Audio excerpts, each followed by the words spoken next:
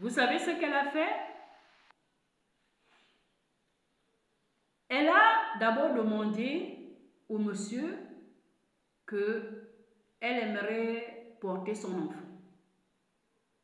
Le monsieur a trouvé des mots pour lui faire comprendre que non, ce n'était pas possible. D'ailleurs, moi je n'en fais même plus avec ma femme parce que bon, on a décidé que ça suffisait et que bon, moi je suis plus l'âge de faire des enfants.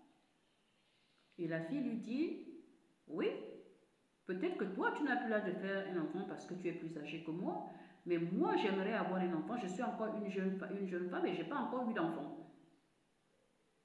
Et mon souhait, c'est d'avoir un enfant avec toi. Le monsieur a réussi à convaincre la fille de laisser tomber. Du moins, c'est ce qu'il croit.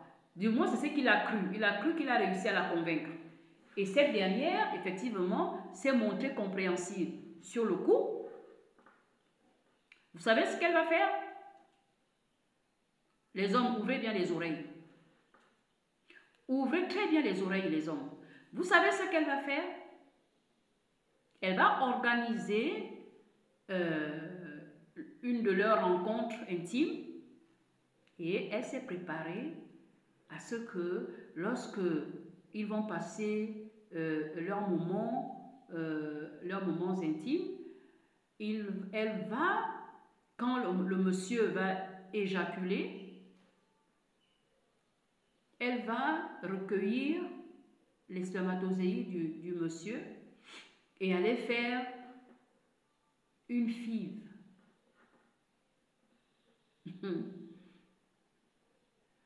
Les hommes, ouvrez bien les oreilles. Je vous dis que quand une femme a décidé d'obtenir quelque chose de vous, elle va utiliser tous les moyens possibles pour avoir cette chose. Parce qu'une femme, c'est un être déterminé. Quand une femme est déterminée, elle obtient toujours ce qu'elle veut. Alors, c'est ce qu'elle va faire. Et puis, les jours ont passé, les semaines ont passé. Un beau matin, elle lui annonce qu'elle attend un bébé de lui. Le monsieur est KO. Le monsieur lui dit que ce n'est pas possible. Toi et moi, on a décidé, on avait déjà décidé que moi je ne peux plus faire, pas que je ne peux pas faire, mais je ne veux plus faire d'enfant. On en avait déjà parlé. Mais qu'est-ce que tu me racontes? Qu'est-ce que tu me racontes? La fille lui a dit, toi tu ne veux plus faire d'enfant parce que tu en as déjà. Et moi dans tout ça. Moi je n'ai même pas encore un seul. Et c'est toi qui es dans ma vie. Donc je vais devoir subir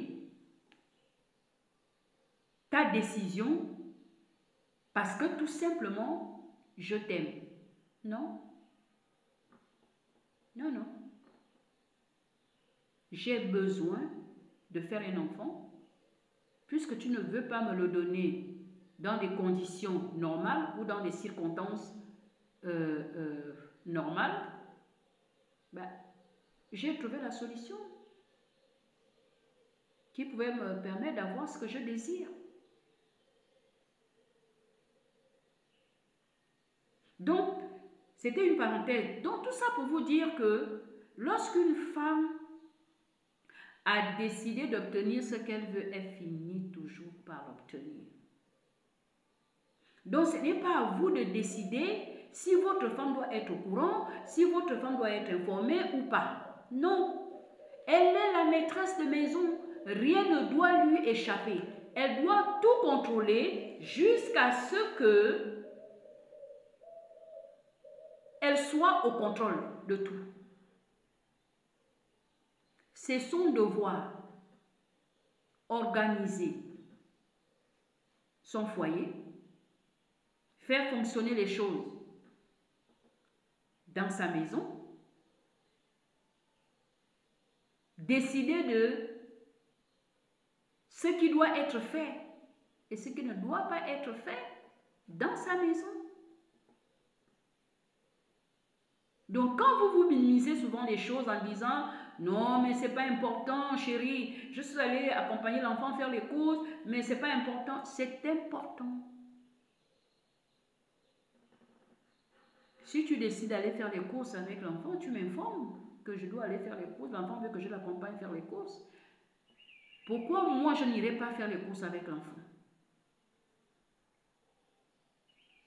C'est là que vous, les hommes, vous devez marquer votre autorité. Pour que votre fille sache qu'il n'y a rien qui se fera dans sa maison sans que sa femme donne son avis ou sans que sa femme dise quelque chose. Cela ne veut pas dire que la femme refuse que le mari fasse plaisir à ses enfants. Non, c'est son droit le plus absolu. Il a le droit de faire plaisir à ses enfants. Mais c'est la gestion des choses qui pose problème. D'où cette atmosphère de rivalité au sein de votre foyer. C'est comme ça que vous contribuez, peut-être indirectement, à cette mauvaise atmosphère qui règne dans votre foyer. Ça, c'est l'un des aspects du facteur homme qui peut être à l'origine d'une rivalité dans le couple. Il y a d'autres aspects. Il y a aussi l'aspect de l'inceste. Il y a aussi l'aspect de l'inceste. De la même manière qu'un enfant peut éprouver des sentiments sous le complexe d'Oedipe, c'est de la même manière que le père peut ressentir des sentiments pour son enfant. Or, la différence entre l'homme et l'enfant, entre le père et l'enfant, c'est que le père est l'adulte. L'adulte qui doit normalement marquer un stop. L'adulte qui doit se contrôler.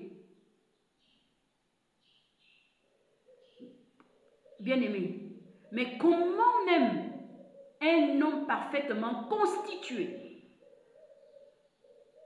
et mieux encore si c'est un chrétien, comment un homme comme ça peut avoir ce genre de pensée envers son enfant? Il y a un problème, il y a un souci, il y a quelque chose qui ne tourne pas rond.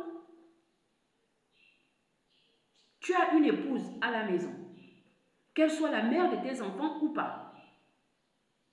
Elle est là pour toi, elle t'appartient entièrement. Surtout que malgré le fait qu'elle soit là, ça ne vous empêche même pas d'aller voir ailleurs.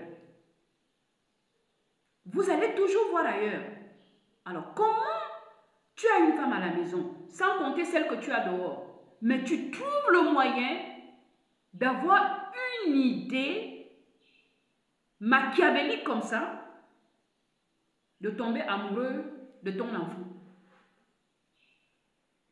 Jusqu'à ce qu'un jour, tu commences à la couvrir de cadeaux, tu la couvres de cadeaux, tu la couvres de cadeaux, tu la couvres de cadeaux, tu la couvres de cadeaux, tu lui donnes des choses et tu commences à changer ton langage vis-à-vis d'elle.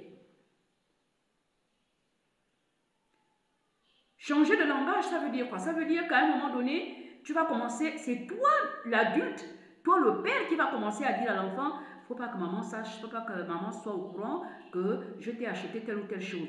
Faut pas que maman sache que toi et moi, nous sommes allés nous balader au bord de mer. Faut pas que maman sache que, faut pas que maman sache que, faut pas que maman sache que.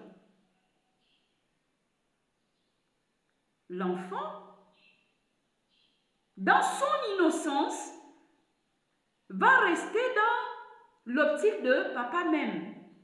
Papa même comme un père peut aimer son enfant. Jusque-là, l'enfant ne voit pas le problème. L'enfant ne détecte pas qu'il y a un problème, il y a un souci.